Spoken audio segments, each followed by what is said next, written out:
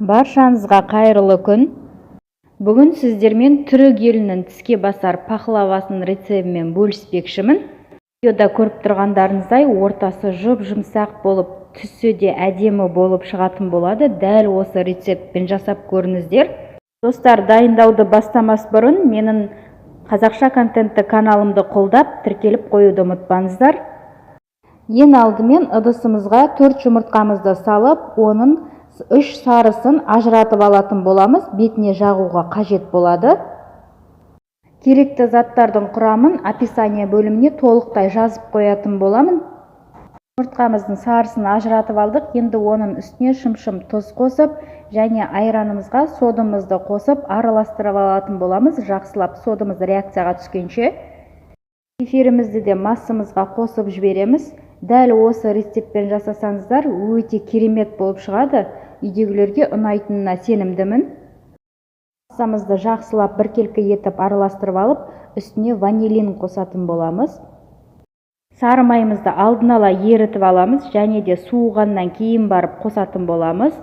Барлығын біркелкі етіп араластырып алып, жаймен ұнымызды қоса отырып қамыр илейміз.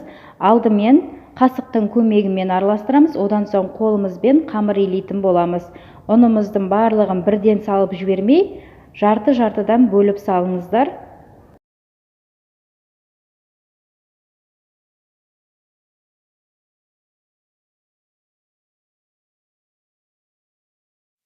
Осындай видеодағыдай жұмсақ қамыр шығуы қажет.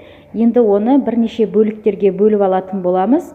2 үлкен бөлігін бөлек алып қойыңыздар. Асты мен үстіне 2 үлкен бөлігін салатын боламыз. Барлығы 15 бөлік болуы қажет.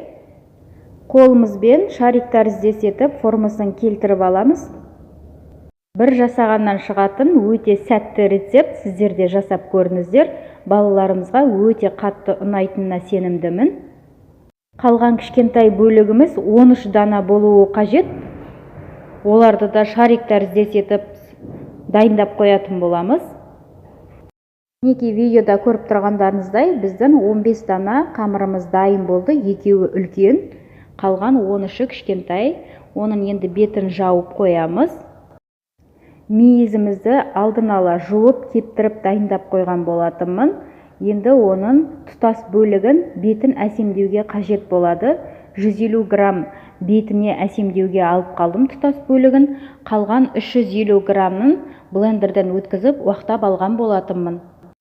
Уақталған мейізімізге 150 грамм қантымызды қосып, барлығын бірдей қылдырып, араластырып аламыз. Салмасы дайын болды. Ендігі кезекте қамырмен жұмыс жасай бастаймыз. Үлкен бөлігінің бір данасын алып, ұн себеп отырып, домалақ қылып, қамырымызды жайып аламыз. Өте жіңішке қылудың қажеті жоқ. Астына салынатын болғандықтан жыртылмай пісуі қажет. Сондықтан да қалыңдау етіп, оқтаудың көмегімен домалақ қылып, қамырымызды жайып аламыз. Өзіңіздің протеиніңізге байланысты жайыңыз. Мінекей біздің қамырымыз дайын болды. Пешіміздің ыдысына айналасын тегістеп, видеодағыдай салып алатын боламыз. Ыдысымыздың астын майлаудың қажеті жоқ. Өзі майлы болғандықтан асты жабыспай пісетін болады. Оның үстіне 3 ас қасықпен майымызды құйып, ерітілген алдын ала айналасын барлығына жеткілікті етіп жағып шығатын боламыз. Майымызды жағып болғаннан соң үстіне салмамызды салып аламыз. 2 ас қасық жеткілікті. Барлық жеріне жететіндей етіп салып шығыңыздар салмаңызды. Енді оның үстіне кішкентай бір бөлігін алып, жұп-жұқа етіп, домалақ етіп қамырымызды жайып аламыз да үстіне салатын боламыз. Осылайша барлығын қайталап шығатын боламыз. Алдымен қамырымызды салып, одан соң майымызды құйып, оның үстіне салмасын салып, тестіміздің кішкентай бөлігі біткенге дейін осылай қайталап шығатын боламыз. Сары майымыздың 150 миллиграмын піскеннен кейін үстіне жағатын боламыз, сондықтан бөлек алып қойыңыздар.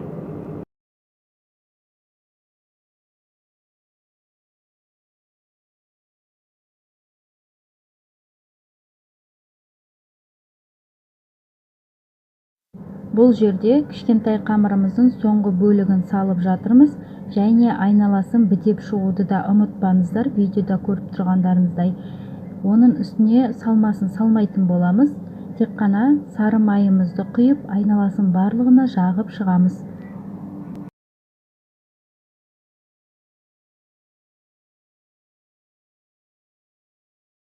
Майымызды құйып болғаннан соң үлкен бөлігін салып, айналасын барлығын бітеп шығамыз. Видеода барлығы жақсы түсіндірілген, қарап шығыңыздар. Барлығын бірдей етіп кесу үшін сызғыштың көмегін пайдаланған болатынмын. Олай жасау міндетті емес, тек пышақтың көмегімен өзіңіздің ыңғайыңызбен кесе берсеңіздер де болады. Мен барлығын төрт бұрышты етіп кесіп шықтым. Негізіне көбіне ромбит тәріздес етіп кесіп шығады пахлавада. Өзіңіздің қалауыңыз бойынша кесіп алыңыздар. Барлығын кесіп дайындап болғаннан соң бағана басында алып қалған 3 жұмыртқаның сарысымен үстіне құйып жағып шығатын боламыз. Енді пахлавамызды әдемілеу үшін бүтін мейіздерімізді қойып шығамыз видеодағыдай. Және де 170 градуста 30 минуттың шамасында пісіріп алатын боламыз. 30 минут өткеннен соң біздің пахлавамыз жартылай пісіп шықты. Енді оның үстіне қалған сары майымызды құйып, пышақтың көмегімен үстінен батырып, тағы да кесіп алатын боламыз. 170 градуста 30 минутқа тағы бір мәрте қойып аламыз. Сонда бар жоғы 1 сағаттың ішінде пісіп шығатын болады біздің пахлавамыз. Пісіп дайын болған пахлаваның үстіне медымызды пешке салып ерітіп аламыз да жылы күйінде үстіне жағып шығатын боламыз. Осымен бүгінгі біздің түрік елінің тіске басар пахлавасы дайын болды. Өте дәмді, ерекше болып шығады. Сіздер де дайындап көріңіздер. Егер сіздерге видеом ұнаған болса, мені бағалап, тіркеліп, лайк басып кетуді ұмытпаңыздар. Және де комментария бөліміне жазып кетсеңіздер болады. Ол мен үшін өте маңызды, барлығын оқитын боламын. Видеода көріп тұрғандарыңыздай өте жұмсақ, жеп-жеңіл кесіледі. Сіздер де жасап көріңіздер. Ас болсын баршаңызға. Сіздермен болған Гүлбану.